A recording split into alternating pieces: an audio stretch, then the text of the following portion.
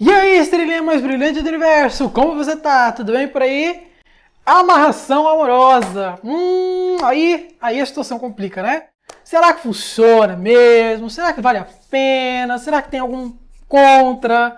Por que todo mundo não faz, não é mesmo? Se a gente pode pegar, sei lá, botar ali uma oferenda, pagar alguém, esses caras de Porsche, fazer. Por que todo mundo não faz? Por que não é tão comum assim? Né? Não seria tão mais fácil a gente, sei lá, escolher uma pessoa que a gente gosta, sabe? E, sei lá, fazer dar certo de qualquer jeito, sabe?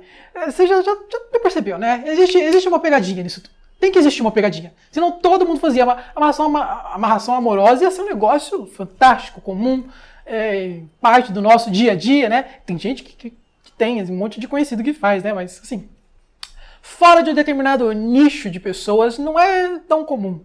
E mesmo dentro de um determinado nicho maior de pessoas, que é o nicho da espiritualidade, né, espiritualidade banda, candomblé, às vezes até chega lá, espiritismo, esoterismo, né, mais esoterismo também tem bem mais, mas também não é tão comum, né.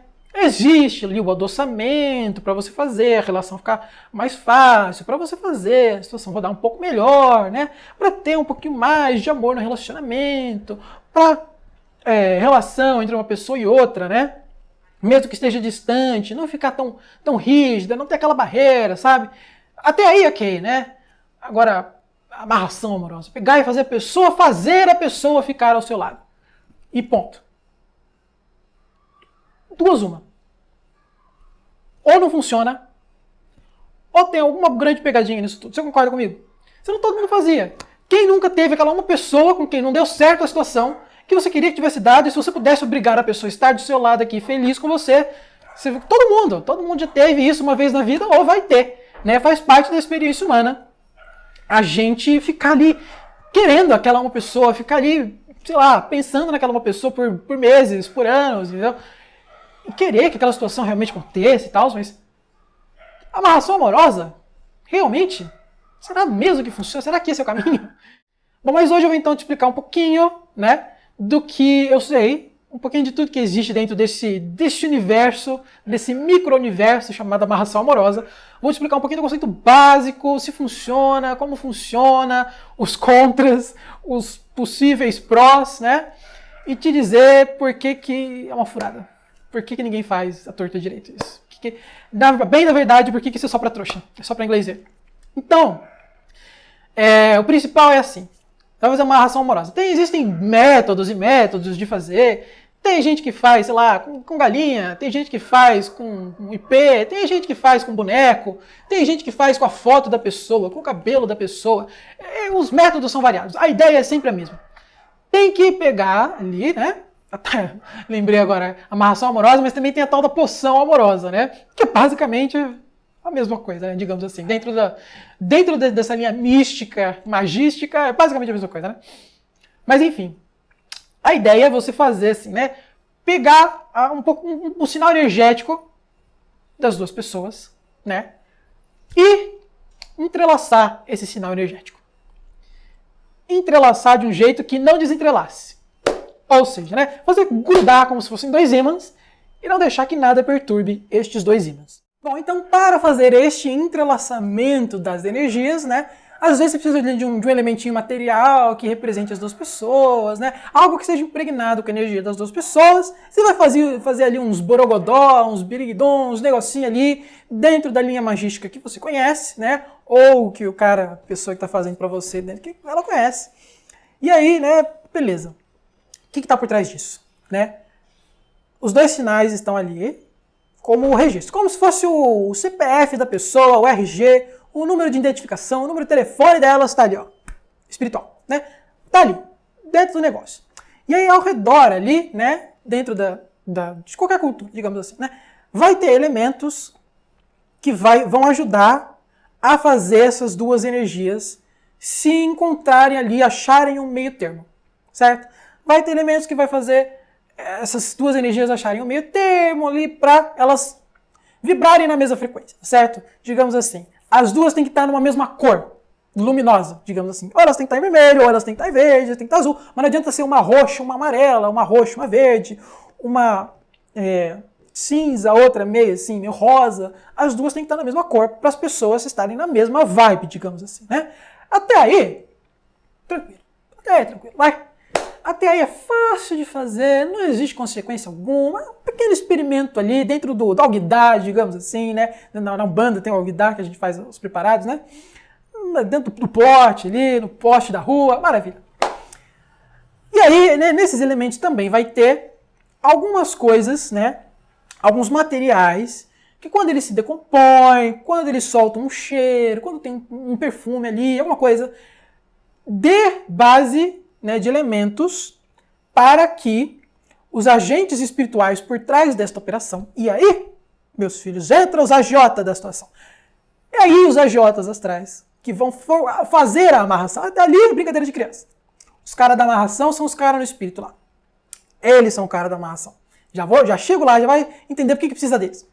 Porque assim, vai subir aqueles elementos, eles vão sutilizar, né? Uma parte vai sutilizar para a zona etérica, plano espiritual, e ali esses agiotas espirituais, vamos chamar eles de esses magos espirituais, né? Que quem mexe com energia é mago. Então esses magos espirituais, eles vão ali pegar aquela energia, vão manipular aquela energia, fazer uma leitura, fazer uma análise, né? Ver como encaixa, ver como não encaixa, e aí eles vão pegar aquela média energética, lembra que eu falei que naquele preparado ali ocorreu uma simulação para ver qual era o melhor jeito de fazer as duas energias encaixarem? Os caras vão pegar essa média energética. Essa média. Então vamos supor que um estava ali mais pro vermelho, o outro ali estava mais pro roxo. Eles foram ajeitando, acharam, né, que no laranja a situação para fazer a amarração estava melhor. Era a energia média entre as duas coisas. Era o laranja, entre o vermelho e o roxo, né? Então, aí eles vão pegar esse laranja, e aí é que vem a tal da amarração. Por quê? Não basta apenas pegar, vamos dizer, que Mariazinha está apaixonada por Joãozinho e fez essa tal da amarração. Joãozinho está vibrando no roxo no momento. Mariazinha está vibrando no vermelho. Muito bem. Só que, para fazer a amarração, os dois têm que estar no laranja. Como é que você faz uma pessoa que está numa vibração ir para outra? Joga ideia na cabeça dela. Você tem que mudar a cabeça da pessoa, você tem que dar um jeito de fazer essa pessoa mudar completamente o teor do pensamento dela para ela trocar de energia. Eu estou dando o exemplo da cor para ficar fácil da gente visualizar, fica fácil da gente entender aqui, tá certo? Mas o processo é bem mais complexo, bem mais complicado do que eu estou falando aqui, tá bom? Isso aqui é o basicão. Isso aqui é o arroz com feijão, digamos assim, né? Isso aqui é tão básico que nem se você quiser tentar fazer por conta, você não vai nem conseguir, de tão básico que é. Uma simplificação da simplificação. Mas é isso. E a gente estuda porque a gente tem que saber, né, desfazer também a situação ali, né, ajudar a aliviar o peso kármico das pessoas. Mas, né, a gente tem que saber. E para também não cair na besteira de fazer esses negócios malucos aí de amarração amorosa. Mas aí, você tem que macerar a cabeça da pessoa para fazer mudar o pensamento dela. Né? Normalmente, o que é mais fácil para o ser humano? É mais fácil para o ser humano se encontrar lá no pico da montanha, onde existe paz, onde existe luz, comiseração, compaixão, onde os dois estão vibrando naquele rosinha maravilhoso, assim, suave, tranquilo. Ou é mais fácil fazer a pessoa odiar o mundo ser uma pessoa ranzinza amarga? Né? É mais fácil fazer a pessoa realmente descer a ladeira, encontrar lá no pé da montanha, né? Qual que é a natureza humana? O que a gente é mais propenso? Então, esses agentes espirituais, né, vão pegar todo mundo, fazer todo mundo descer a ladeira para encontrar no meio termo. O meio termo é o pé da montanha, né? Na maioria dos casos é o pé da montanha. Então, o pensamento dos dois vai virar uma bagunça. O pensamento dos dois vai começar a ser caótico. Assim, a vida começa a parecer um inferno. Nada está acontecendo, mas tudo irrita, tudo é uma droga, não existe mais felicidade, etc. Até que você encontra com a pessoa. Aí você encontrou com a pessoa, tal, você tem aquele pico de felicidade, mas continua não dando certo, continua, né? Briga, continua um monte de irritação, um monte de desgosto, desânimo, depressão, um monte de... toda essa pataquada. Por quê? Porque se você tirar os dois ali do pé da montanha, cada um volta para sua frequência mais natural, que era em outros lugares, às vezes até mais abaixo. Às vezes, muitas vezes, mais para cima, porque é mais fácil descer do que para subir, né não? Então, Aí a pessoa vai e ocorre o desencaixe. E no meio tempo, enquanto os dois estão ali amarrados, entendeu? Fica ali os tais magos espirituais martelando os dois dia após dia, dia após dia, dia após dia. Como se fosse com um martelo mesmo, martelando a cabeça. Só que é um martelo espiritual, então são palavras, pensamentos, imagens mentais do pior tipo. Existe também uma outra maneira de fazer a situação acontecer, né? Em vez de você encontrar esse ponto médio, existe uma maneira ainda pior de fazer acontecer a situação, que é você não mexer ali no seu cliente, né? O cliente tem que estar protegido, o cliente tem que estar satisfeito, não é? Digamos assim.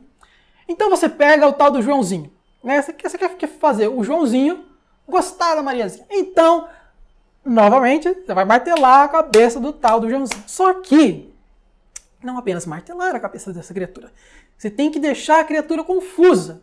Você tem que deixar a criatura aérea. Você tem que deixar a criatura como se ela não soubesse com quem ela está. Porque se ela souber com quem ela está, ela não quer estar com aquela pessoa. Então, você tem que fazer, né, dar um jeito ali de mexer na cabeça da pessoa, para a pessoa não ter nem noção do que ela está fazendo, ela nem está vendo. Ela nem está vendo, entendeu?